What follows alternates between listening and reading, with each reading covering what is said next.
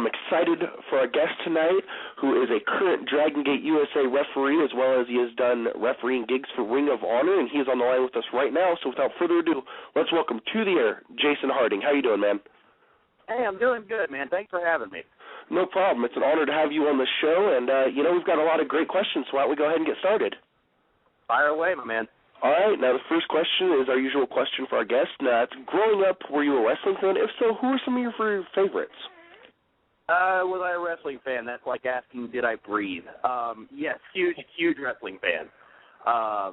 And growing up, I came from, I guess, a little bit different background than a lot of people. My dad was a U.S. Marine, so we moved all over the place. I mean, every 3 years it was someplace different. And the cool thing was wrestling was the one thing that was universal. Like, no matter if I was in Seoul, South Korea, or Tokyo, Japan, or, North Carolina or Florida, there was always wrestling that was going to be the same no matter where I was. So that was like the one universal thing growing up. So was I a fan? Yes, huge fan. Favorites, all the standards, big Hulkamaniac, and, as I grew up and as the business grew up, Bret Hart and Shawn Michaels of the world and, guys like that. But, nothing really earth-shattering there, but, huge fan growing up. Okay. Now, was being involved in professional wrestling your first career choice? If not, what was?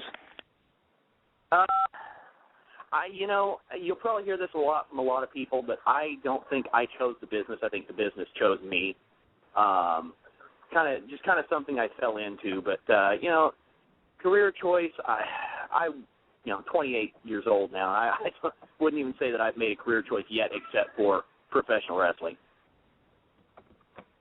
That's understandable.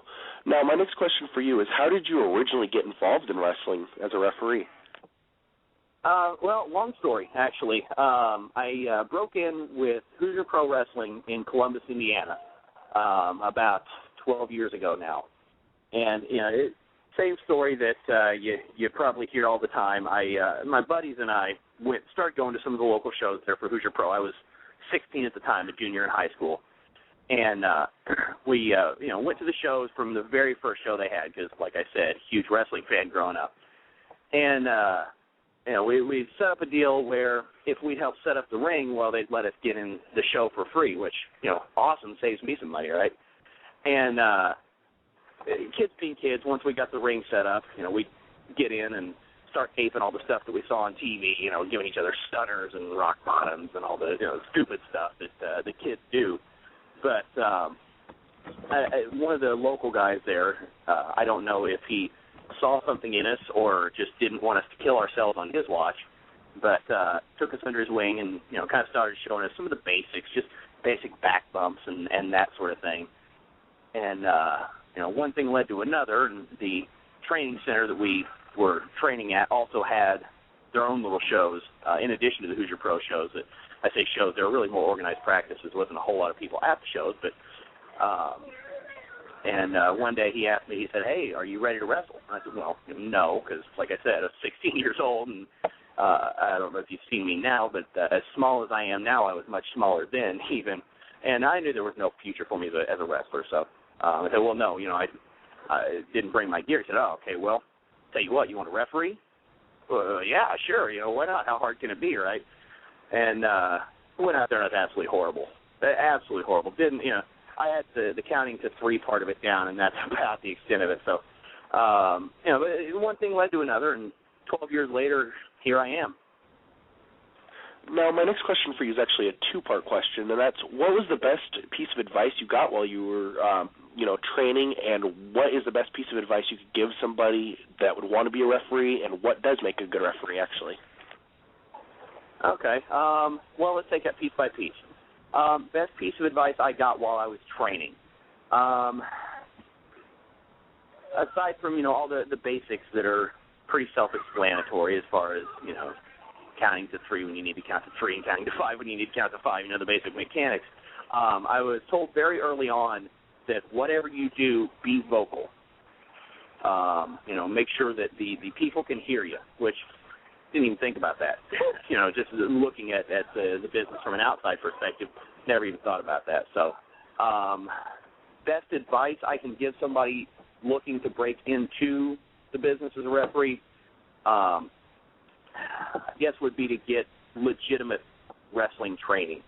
I'm of the firm belief that a good referee is at the very least a competent wrestler, because you need to know all aspects of the business to be able to succeed in any portion of the business, no matter what it is you're doing. And so to be a good ref, you need to at least be an okay wrestler. So find a good training school, find one that's local to you, and stick it out. And then what was the third part of your question? What do you feel makes a good referee? A good ref. To me, a good ref is somebody that is seen when he needs to be seen, but otherwise is completely invisible. You need to be able to fade into the background when it's your time to fade in the background, and you need to realize that ultimately you're not the show. You really don't matter in the grand scheme of things from a fan's perspective. So, be there when you need to be there, but otherwise don't be there, basically. Okay, yeah, that makes sense. Now, my co-host Andrew has a couple questions for you. So, Andrew, go ahead, man. Hey, Jason.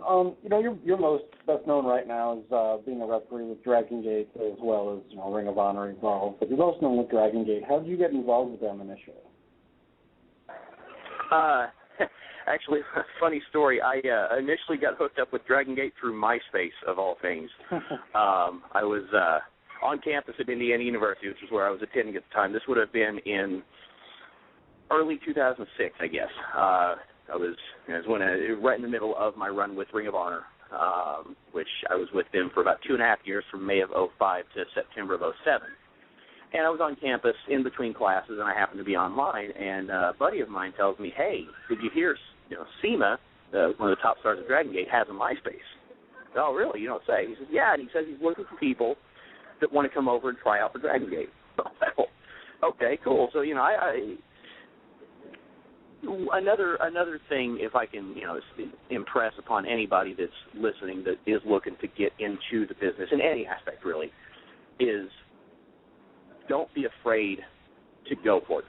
Don't be afraid to ask people for things, for opportunities, for help, for whatever it may be. So, I see this blog, and like I said, my dad was a Marine growing up, so I spent a considerable amount of time in my youth actually in Japan. We lived in Yokohama, which is right outside Tokyo, for 2.5 years, and also down in Okinawa for 2.5 years. So I was kind of familiar with the Japanese culture and customs, and absolutely love the country. So back to the story, I popped onto MySpace and shot SEMA a quick message, just introducing myself and letting him know who I was, and that I did work for Ring of Honor and that sort of thing, and told him I saw his posting where he was looking for people that would be interested in Americans that would be interested in trying out for Dragon Gate Japan, and told him if there was an opportunity for a referee, I would love to come over. Well, one thing leads to another. He shoots me back a message almost immediately because I happened to catch him online, and shoots me a message back. We go back and forth for the next hour and a half or so, and final result ends up being, well, it's going to be kind of hard for me to bring a referee over to Japan, but tell you what, let me talk to the office. Okay. I didn't expect anything out of it, but never hurts to ask. So fast forward, like I said, this would have been January, give or take. Fast forward to WrestleMania weekend, end of March, which was, I don't know if you guys remember the weekend that they had the first big Dragon Gate 6-man tag that everybody just was raving about, match of the year and so on and so forth. And that weekend, I'm sitting backstage, and SEMA waves me over. All right, no, actually, I'm sorry. I took my resume and video and such over to him for him to take a look at. And I said, I know we'd spoken previously about, if there were any opportunities to come over. Well, I want to give you this to take a look at. Here's my resume. Here's my videotape and so on and so forth. He goes, well, between you and me, I have a tour coming up called Wrestle Jam. Jam being Japan, America, Mexico. He says, I want to bring over Mexican wrestlers. I want to bring over American wrestlers. And along with that, I want to bring over an American ring announcer and an American referee. And if you're interested, I'd love to invite you. Well, yeah, absolutely. Silly question. Oh, yes, thank you very much, sir. I really appreciate it. And, went over for that tour. That was that July of 2006. and kind of lost contact with everybody after things ended with Ring of Honor in September of '07. Then, things move along, time moved along, and I was kind of doing my thing on the independents, and I see where Gabe was starting up the Evolve project, and had previously started up the Dragon Gate USA project. So I shot him a message and said, I don't know what your referee situation's like, but if you have any room for another one, I'd love to come out. Again, don't be afraid to ask for opportunities. And he shot me a message back and said, well, here's the situation, so on and so forth, but if you want to, I'd love to have you out here. So drove out to New Jersey, which is about a 12-hour drive from my house, and did the Evolve show, and from there was invited to go up to the Dragon Gate USA show, the Fearless 2009 pay-per-view taping up in Chicago, which would have been about 2 weeks after the Evolve show. He invites me up for that, and I've been with him ever since. So you're talking about Gabe, that's Gabe Sapolsky. What are your thoughts on Gabe? On Gabe?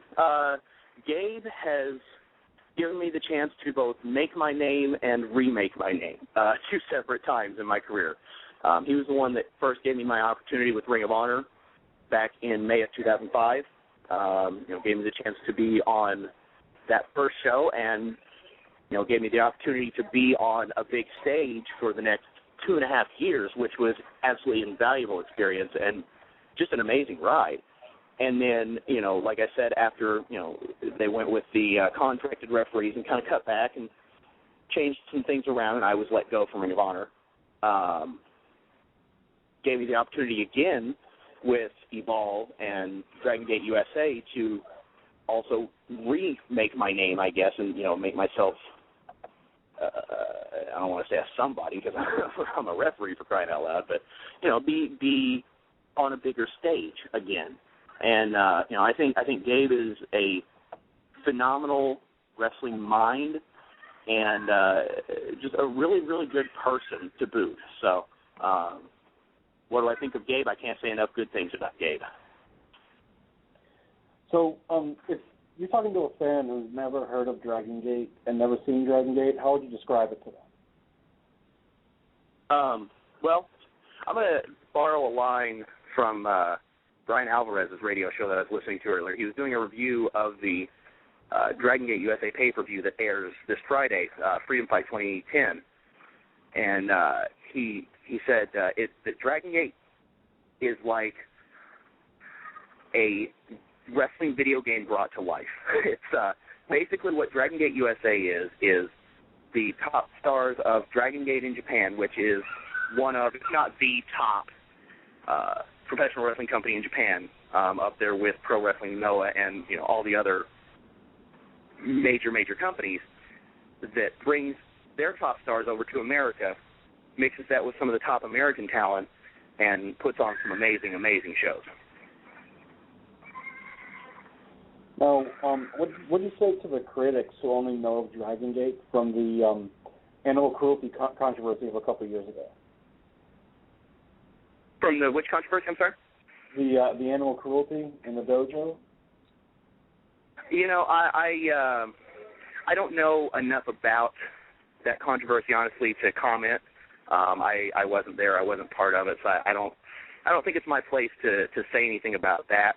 But what I would say to anybody that has maybe never watched a show for whatever reason, never watched one of the Dragon Gate USA shows, give it a chance. It's for $20 on pay-per-view, or $15 when we do the pay-per-views, or whatever the price may be. Check local listings.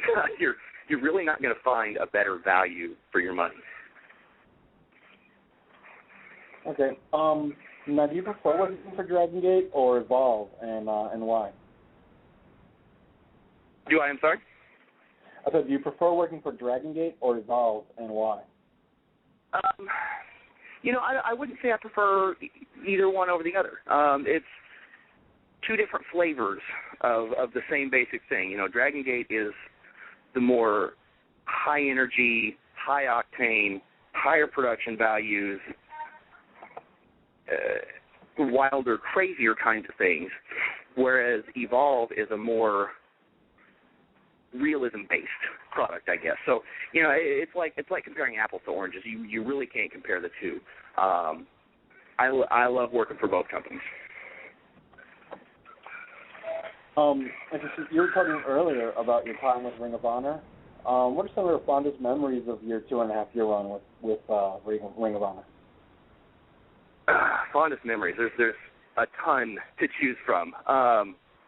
You know, aside from just matches that I was able to be involved in, you know, the infamous Jimmy Jacobs, B.J. Whitmer cage match from 2007, and you know, just all the various moments.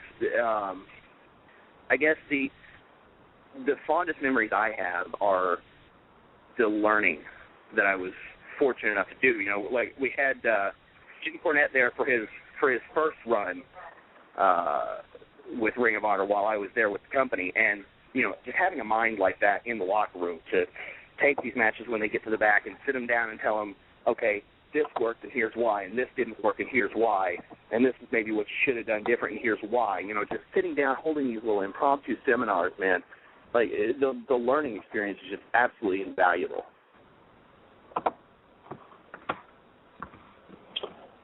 Okay. And you were talking earlier about how you came in contact with Dragon Gate through MySpace. I was actually cruising through your MySpace earlier, and I saw on there that you said that you did a little on-air thing for WWE back in 2007. Can you talk a little bit about that? Yeah, 2007, I was fortunate enough to get the opportunity, and this is actually 2 weeks after my last Ring of Honor show, actually. Actually, the night we brought my son home from the hospital, no less.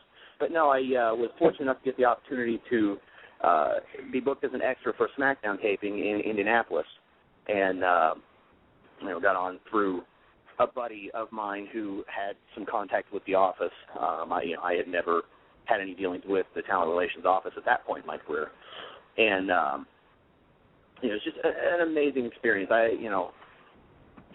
You really can't put into words how first class the experience is when you're backstage with WWE. You know, just everything that they do is so incredibly detail oriented and so to the letter and to the T. You know, they're the number one company in the world, and there's a reason. You know, they're the best there is at what they do. So, you know, and since that time, actually, surprised you found my MySpace. I don't think I've been on there in probably 6 months to a year. You know, since that time, I've also been fortunate enough to work for them a couple more times. This past June in North Carolina, in I believe it was Raleigh and Charlotte, to do some extra work as well. But you know, just I an absolutely amazing experience working for that company. Did you have any interaction with Vince McMahon, and if so, what were your opinions of him? You know, I didn't really. Vince was, he was there obviously for the rehearsals and, you know, for the things that go on during the day, but I didn't personally have any interaction with him. But you know, Vince is one of those guys that when he walks into a room, you know it. You know, he just has this aura about him that says, basically, I'm Vince McMahon. You know, you just feel it in the air when he walks in. It's just he's I'm not going to use the word intimidating, but he's an impressive individual. Now, who's the best wrestler that you've seen that most fans have never heard of?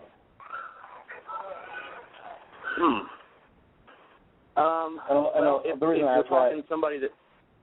I'm sorry, I was just saying the reason I asked that is a lot of the wrestlers in Dragon Gate, for the fans who haven't seen it on the internet, the pay-per-views, aren't familiar with a lot of the talent there. So, well, I mean, if we're talking, you know, Dragon Gate wrestlers that fans may not have heard of or seen, you know, there's not a bad guy on the roster. I mean, if you'd asked me a year ago, I would have said Akira Tozawa. But, you know, he's gone to get the credit and, I guess, fame with Dragon Gate that he rightly deserves. Phenomenal talent. But your listeners that aren't familiar with the Dragon Gate product would be very well served to pick up a DVD or 2 or 12 and just take a weekend and watch it, man, because you're not going to find a bad guy on that roster. Now, in all your years of refereeing, what's one or two of your fondest memories from inside the ring? Fondest memories from inside the ring. Well, there's been a lot of times that I look back on, and been several times, and a lot of it has taken place on the smaller indie shows and the smaller independent shows and that kind of thing. There's a guy of Illinois known as his wrestling name is Prince Mustafa Ali. He did some work out east for Jersey All Pro and a number of other companies, and I know with all the bigger shows that I've been able to be a part of, it's kind of silly for me to say, but one of my fondest memories still this past April was when he had his retirement match for a company, Dreamwave Wrestling, out in Illinois, because it was one of those times when the emotion in the room was just palpable to everybody in the entire building, and I mean it was a situation where there really wasn't a dry eye in the house. So, I wouldn't say that's my fondest memory, but that's the first one that comes to mind. But the thing is, there's not been a bad moment I can point to in my entire career. I mean, it's been an amazing 12-year ride. Now, JP has a couple more questions, so I'm going to go ahead and send it back to him. Go ahead, JP. Yeah. Now, do you have a rib or a road story that you can share with our listeners? Not really. I'm of the firm belief that what happens on the road stays on the road. I'm not going to say I've been part and parcel to many ribs, but they've happened over the years. But what happens in the car stays in the car. Sorry to disappoint you. No problem. Some of our guests just give out the details without giving out names. That's why I figured I'd give you the opportunity. Now, my next question is, how can a promoter get in touch with you to book you for their shows? There's a number of ways. You can catch me on Facebook, facebook.com/referee Jason Harding. You can catch me on Twitter. My Twitter is refharding123. You can shoot me an email, jharding@jasonharding.com. I'm not a hard guy to get a hold of, and I love to travel and check out new companies. So by all means, get a hold of me. Definitely. Now, you actually just recently made your Pacific Northwest debut. What did you think of that? And do you got any memories of being out here? Yeah, it was a really good time. It's the first time I'd been up to the Pacific Northwest. I worked for a company called Blue Collar Wrestling down in Tigard, make sure I get that right, Tigard, Oregon.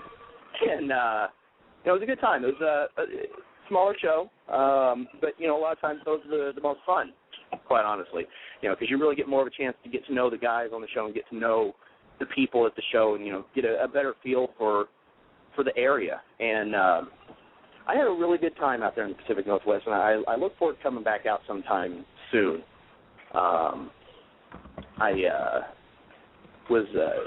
Is kind of semi-sponsored by one of your show's friend shows, I guess they would call themselves. Sign Guys Wrestling Show had me out there, he and his co-host, and they set up all the booking, and there were some other things that unfortunately fell through before we were able to get out there, but they set everything up for us, and it was a really good time.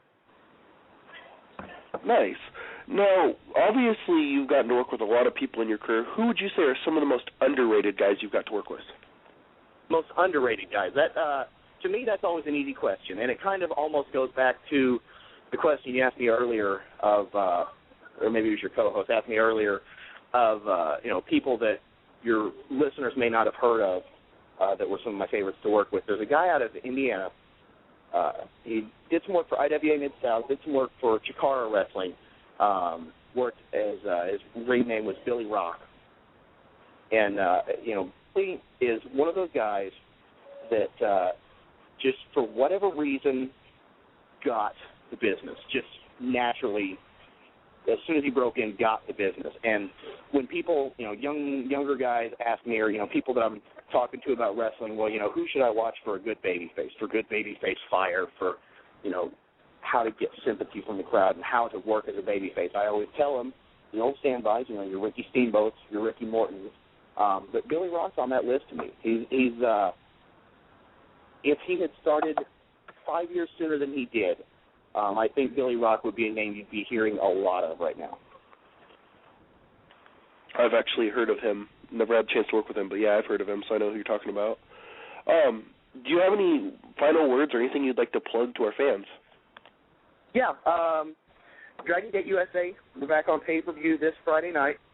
Check your local listings. We are back on the Dish Network for this pay-per-view.